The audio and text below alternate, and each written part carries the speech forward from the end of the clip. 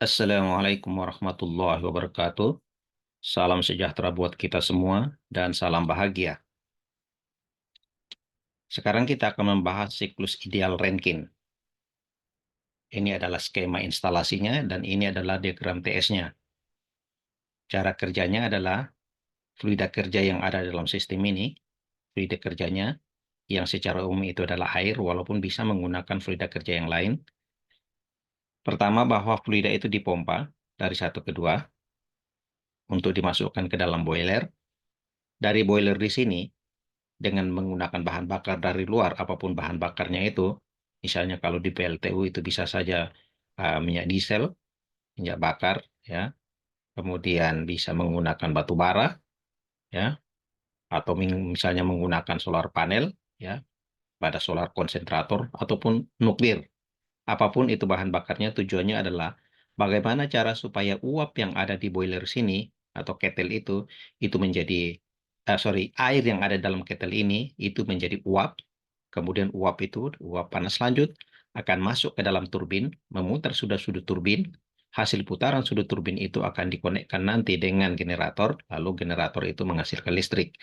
Sementara uap air yang telah berekspansi di dalam sudut turbin itu akan keluar dan didinginkan di kondensor supaya menjadi cair kembali, lalu kembali disirkulasikan dipompa ke dalam ketel. Nah, diagram TS-nya adalah bahwa proses 1-2 itu secara teoritis diasumsi sebagai proses yang isentropik, demikian pula 3 dan 4 di dalam turbin itu diasumsi secara isentropik. Walaupun nanti kenyataannya bisa saja 1 ke 2 itu aktual, jadi ada pergeseran, efisiensi pompa tidak 100%, demikian pula pada turbin nanti bisa bergeser ke kanan karena tidak isentropik, yaitu efisiensinya tidak 100%. Kemudian banyaknya kalori yang disuplai ke dalam boiler itu, ya, ke dalam kettle itu adalah H3-H2, seperti ini. Kemudian banyaknya kalori yang terbuang, kita lihat di sini, yang diserap oleh air pendingin, yaitu H4 kurang H1. Kemudian untuk proses pemompaan, H2-H1 itu sama dengan volume spesifik di titik 1 dikali P2 kurang P1, di mana tekanan ini harus dalam satuan kilopascal. Kemudian kerja turbin itu adalah H3-H4. H3-H4. Kemudian ya kerja bersih yang dihasilkan oleh sistem ini adalah kerja yang dihasilkan oleh turbin dikurangi dengan kerja yang dibutuhkan oleh pompa. Jadi ini W net sama dengan W turbin min W pompa. Atau bisa juga banyaknya kalori yang disuplai ke dalam boiler dikurangi dengan banyaknya kalori yang terbuang di kondensor atau di air pendingin. Itu adalah kerja bersihnya. Efisiensi siklus selalu itu adalah kerja bersih dibagi dengan input. Dalam hal ini inputnya adalah Q in. Jadi efisiensi termal sama dengan W net dibagi dengan Q in. Sementara perbandingan ya antara kerja pompa dengan kerja turbin itu disebut dengan back work ratio dan besarnya itu seperti ini. WP ya dibagi dengan WT. Jadi perbandingan antara kerja pompa dengan kerja turbin itu disebut dengan back work ratio. Kita lihat contoh soal. Ini ya, sebuah PLTU bekerja berdasarkan siklus ideal Rankine. Uap masuk turbin pada 10 megapascal 500 derajat Celcius, kemudian dikondensasikan pada tekanan 10 kilopascal. Ya, hitunglah efisiensi thermal siklus, kemudian back work ratio. Kita lihat, maaf, di sini kita kembali ke sini dulu. Jadi pada diagram TS-nya di sini kita lihat bahwa ini adalah tekanan konstan, jadi proses 2 ke 3 itu proses tekanan konstan, sehingga P2 sama dengan P3, demikian pula 1,4 itu proses tekanan konstan, sehingga P1 sama dengan P4. Jadi kalau kita lihat di sini, tekanan tingginya adalah P2 sama dengan P3 10 megapascal, tekanan rendahnya 10 kilopascal itu P1, P4. Lalu yang masuk ke turbin, ini T3 500 derajat Celcius. Nah, Seperti yang sudah dijelaskan sebelumnya bahwa P2, P3 itu 10 megapascal, T3-nya 500 derajat Celcius, P1, P4-nya adalah 10 kilopascal. Kemudian kita analisis titik per titik.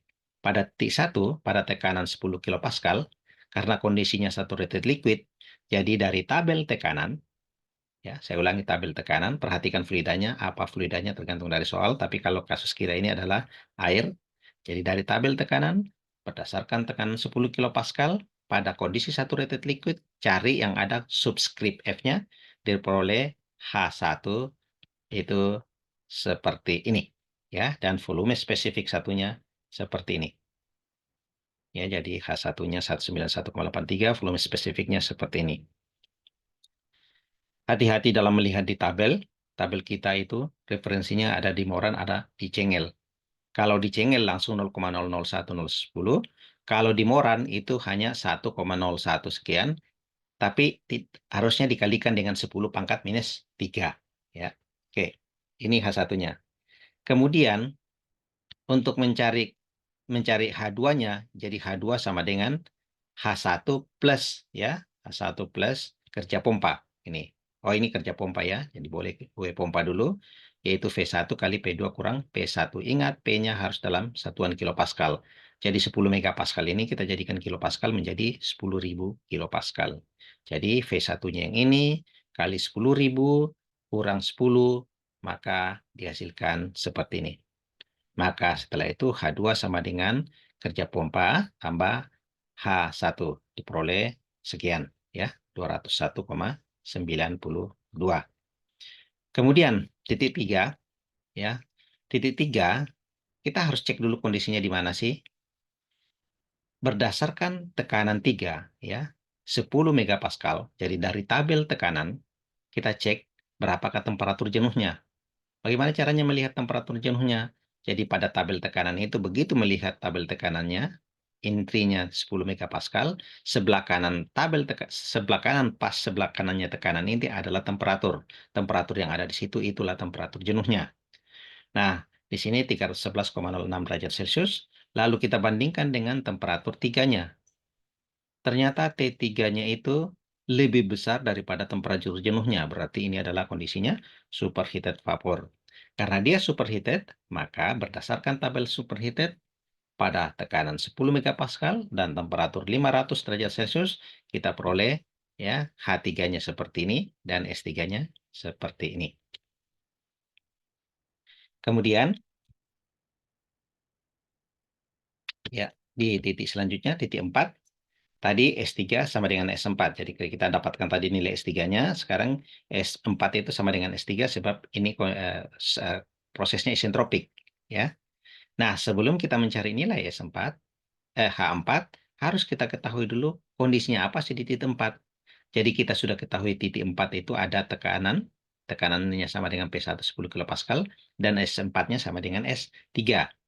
Nah, kemudian berdasarkan P4 10 kilopascal dapatkan dari tabel nilai SF dan SG-nya.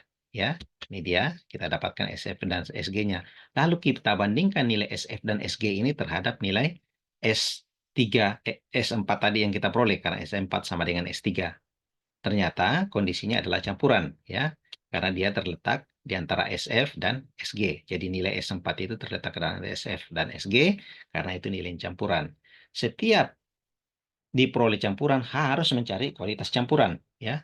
Di mana kualitas campuran itu karena di sini diketahui data S, berarti S4 dikurang SF4 dibagi SG4 per SG4 kurang SF4. Jadi nih baru ini dia kita dapatkanlah X4-nya sama dengan 0,699. Jadi saya ulangi, X4 ini diperoleh dari rumus S4 dikurang SF4 dibagi SG4 kurang SF4. Dapatlah nilai ini. Ya. Sementara H4, ya, H4 itu diperoleh dari rumus karena ini sudah campuran. Jadi H4 sama dengan S4, sorry, bukan S. Jadi H4 sama dengan HF4, yang ini tambah X4 dikali dalam kurung Hg min Hf, atau Hg min Hf itu adalah HFG, sehingga diperolehlah nilai H4 seperti ini. Maka dari data-data yang diperoleh tadi, titik 1 sampai 4, kita dapatkan kerja turbin itu sama dengan H3 min H4. H3-nya tadi ada, H4-nya ada, diperoleh kerja turbin 919,9 kilojoule per kilogram. Kemudian kerja pompanya kita sudah hitung tadi, ya. Maka W net sama dengan kerja turbin kurang W pompa. Kita peroleh 913,85 kilojoule per kilogram. Q in H2 min H1, ya, H2 min H1, sorry, Q in itu H3 min H2. Ingat tadi nilai H3 sudah dapat, H2 sudah masuk. Kemudian kita selisihkan, kita perolehlah Q in seperti ini. Dan yang terakhir adalah efisiensi termalnya, yaitu W net dibagi Q in, dan ada lagi back work ratio-nya, kerja pompa dibagi kerja turbin. Jadi WP bagi W turbin. Kita peroleh 0,7855%. Makin kecil nilai back work ratio ini, artinya makin bagus sistem itu, karena makin sedikit kerja yang dibutuhkan pompa untuk menjalankan sistem. Cukup sekian, semoga bermanfaat. Assalamualaikum warahmatullahi wabarakatuh.